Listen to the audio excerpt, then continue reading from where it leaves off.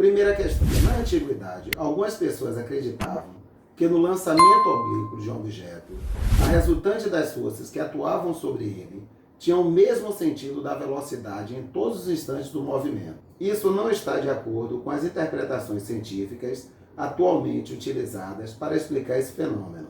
Desprezando a resistência do ar, qual é a direção e o sentido do vetor força resultante que atua sobre o objeto no ponto mais alto da trajetória? Então, para responder essa questão, basta a gente lembrar que ao sair da nossa mão, a única força que atua sobre o objeto é a força-peso. E ela está sempre na direção vertical e apontando para baixo, mais especificamente apontando para o centro da Terra.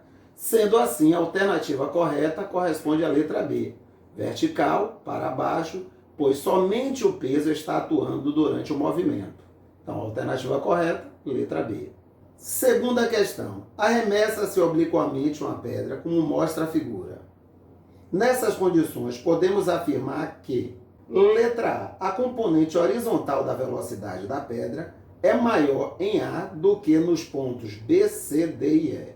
Então, falso por quê? Porque a gente sabe que na direção horizontal, se a gente está desprezando a resistência do ar, não tem força nenhuma atuando sobre o corpo. Sendo assim, a componente horizontal da velocidade ela é sempre constante. B. A velocidade da pedra no ponto A é a mesma que nos pontos B, C e D.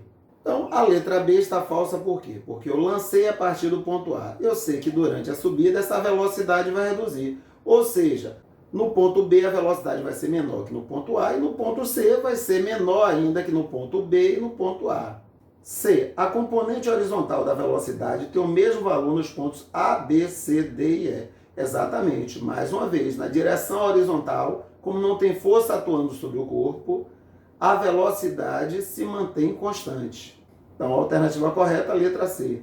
Terceira questão. Um dispositivo mecânico apresenta 3 polias, 1, 2 e 3, de raios R1 igual a 6 cm, R2 igual a 8 cm e R3 igual a 2 cm, respectivamente, pelas quais passa uma fita que se movimenta sem escorregamento, conforme indicado na figura abaixo. Se a polia 1 efetua 40 RPM, qual é em segundos o período do movimento da polia 3? Então vamos à evolução. Eu tenho aqui 3 polias de raios diferentes, tá ok? Interligadas através de uma fita. O que me garante que qualquer ponto da periferia dessas polias tem a mesma velocidade linear.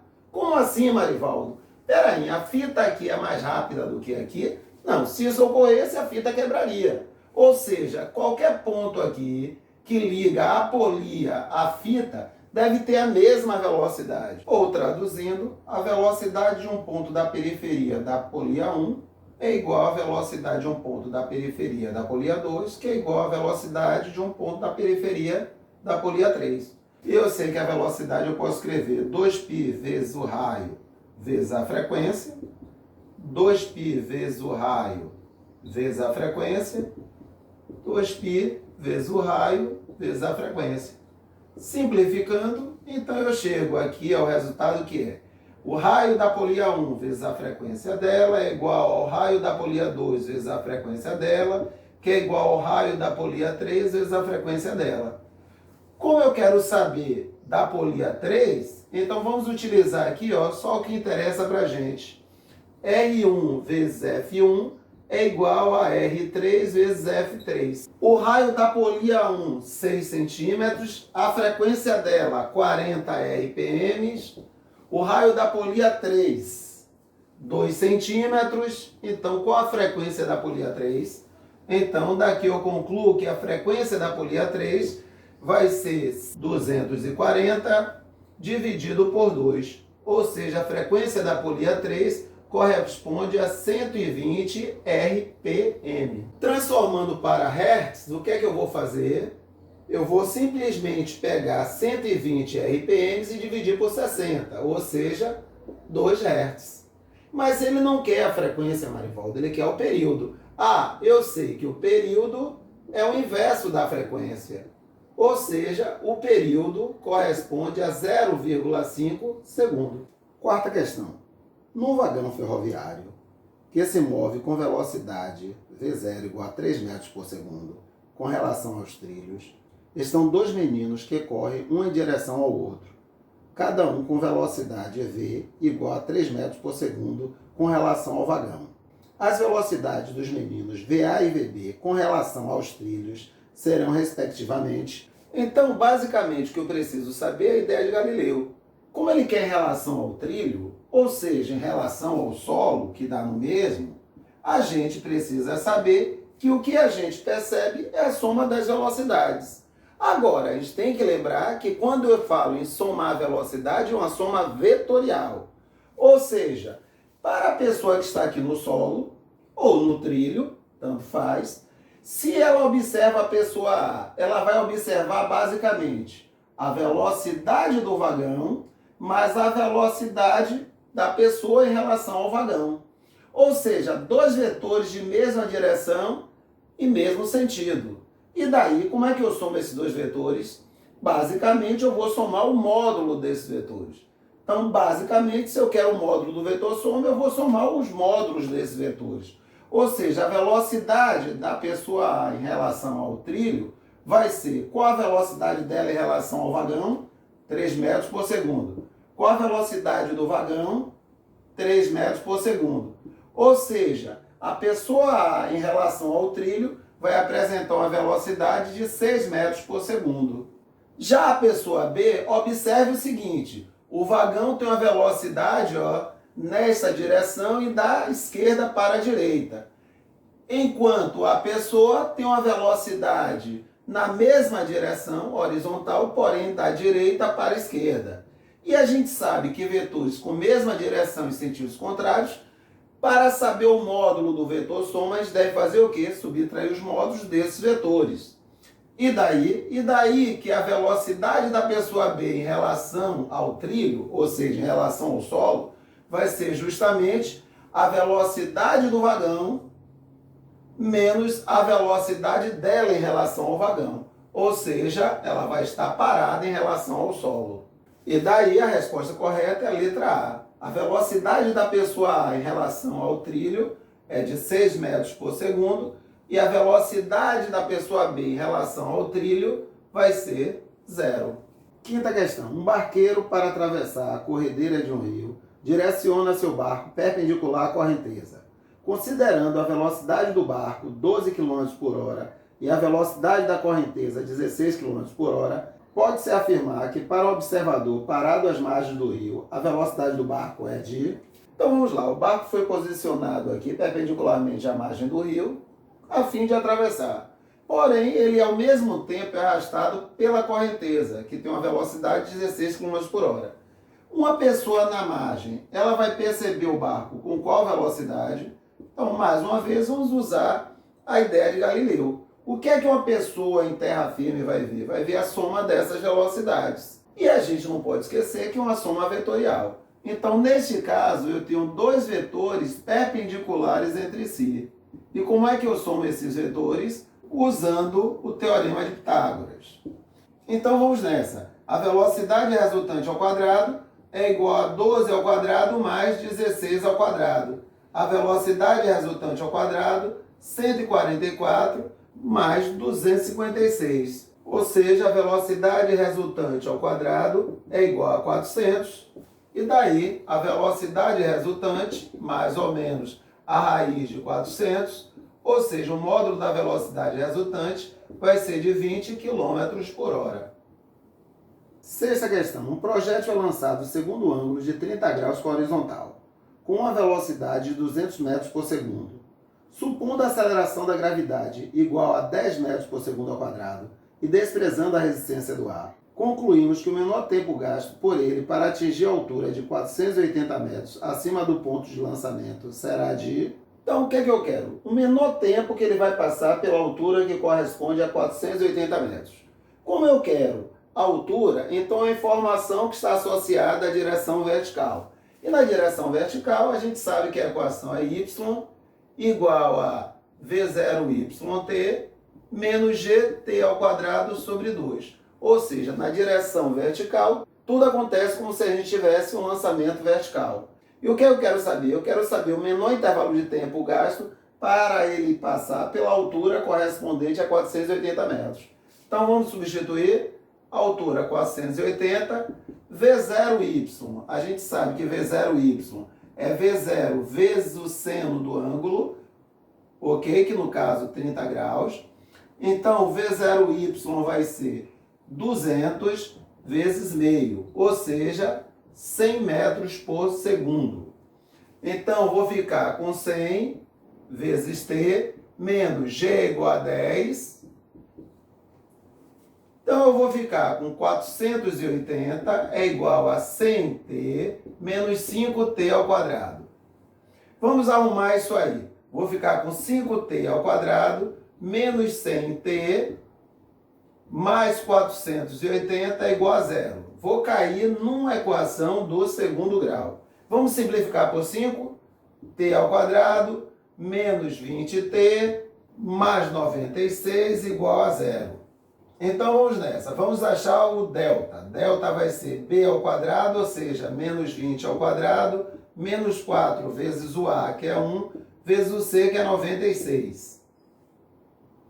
Então, delta vai ser igual a 400 menos 384. Ou seja, o delta é igual a 16. Então, agora posso achar o tempo. T é igual a menos b. Quem é b aqui? Menos 20. Então, 20. Mais ou menos a raiz quadrada do discriminante, né, do delta, que é 16, sobre 2 vezes a. Quem é a aqui? 1. Então, o tempo vai ser 20, mais ou menos raiz quadrada de 16, 4, sobre 2 vezes 1, 2. Então, teremos duas possibilidades. Como assim, Marivaldo? Ele vai passar em dois momentos distintos por essa altura. No primeiro momento, ele vai passar no instante 20 menos 4, 16. Dividido por 2, 8 segundos. No segundo momento, ele vai passar no instante 20 mais 4, 24.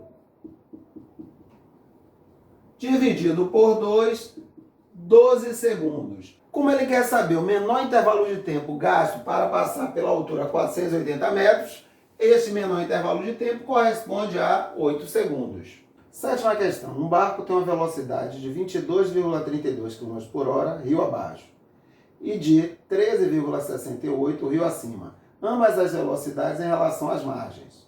Podemos dizer que a velocidade do rio é de...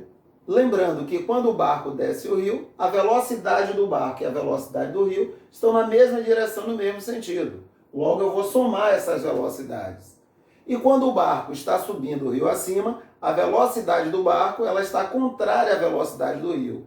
Então, o que a pessoa na margem vai perceber vai ser a diferença entre essas velocidades. Então, eu caio num sistema de equações, vamos resolver pelo método da adição. Velocidade do barco mais velocidade do barco, 2 vezes velocidade do barco. Mais velocidade da correnteza, menos velocidade da correnteza, zero. Então, somando 22,32 com 13,68, eu vou ficar com 36. Ou seja, a velocidade do barco, 36 dividido por 2, a velocidade do barco, 18 km por hora. Então, agora eu posso achar a velocidade da correnteza, uma vez que a velocidade do barco mais a velocidade da correnteza corresponde a 22,32.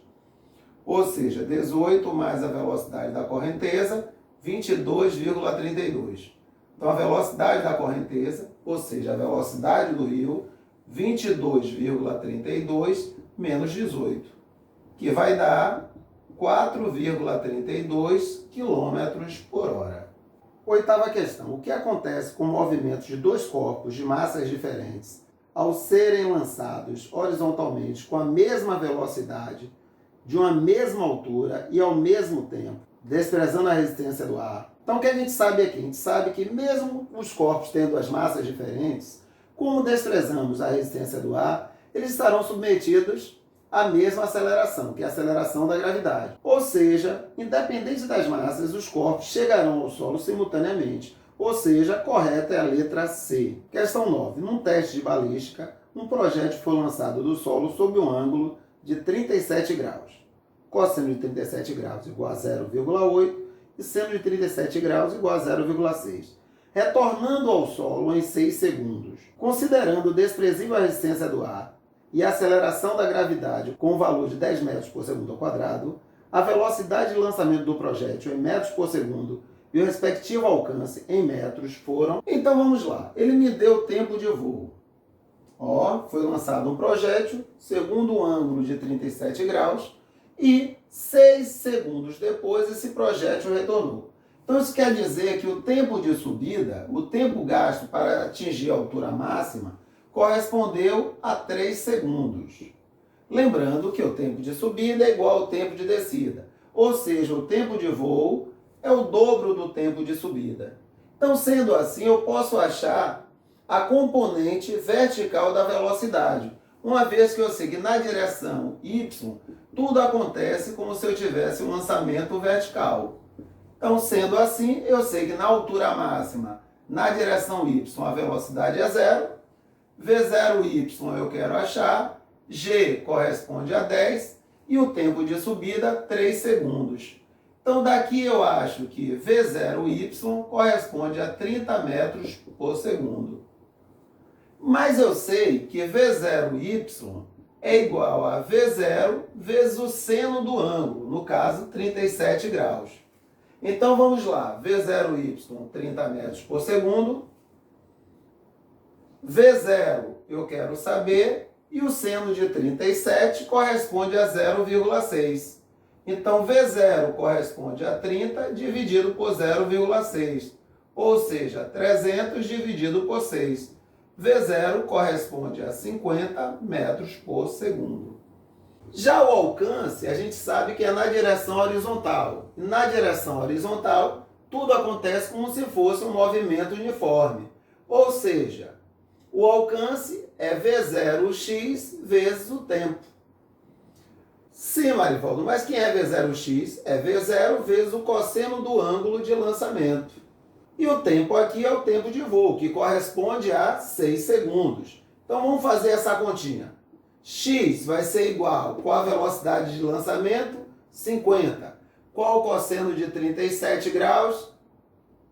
0,8 vezes 6. Então x vai ser 50 vezes 0,8 vai dar 40. 40 vezes 6, 240 metros.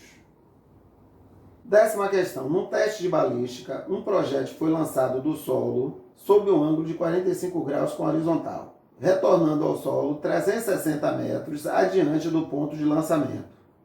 Considerando a aceleração da gravidade com valor 10 metros por segundo ao quadrado, pode-se dizer que a velocidade de lançamento do projétil foi em metros por segundo de... Então, ele me disse que o corpo foi lançado segundo o ângulo de 45 graus, ok? E caiu adiante do ponto de lançamento a uma distância de 360 metros. Ou seja, o que ele me deu foi o alcance. E ele quer saber a velocidade de lançamento. Então, o caminho mais rápido para resolver essa questão é utilizar a equação do alcance. O alcance é V0 ao quadrado vezes o seno de 2θ sobre G. Então, rapidamente, a gente consegue resolver essa questão. O alcance, 360 metros. Velocidade, eu quero saber. Seno de 2 vezes o ângulo de tiro, ou seja, 2 vezes 45, 90 graus, sobre G, que é 10. O seno de 90 graus corresponde a 1. E aqui vamos continuar essa continha. Então, fiquei com V0 ao quadrado vezes 1, V0 ao quadrado, vezes 1 de novo aqui, V0 ao quadrado. E 360 vezes 10, 3.600. Então, a velocidade de lançamento, mais ou menos, a raiz quadrada de 3.600. Ou seja, o módulo da velocidade de lançamento, 60 metros por segundo.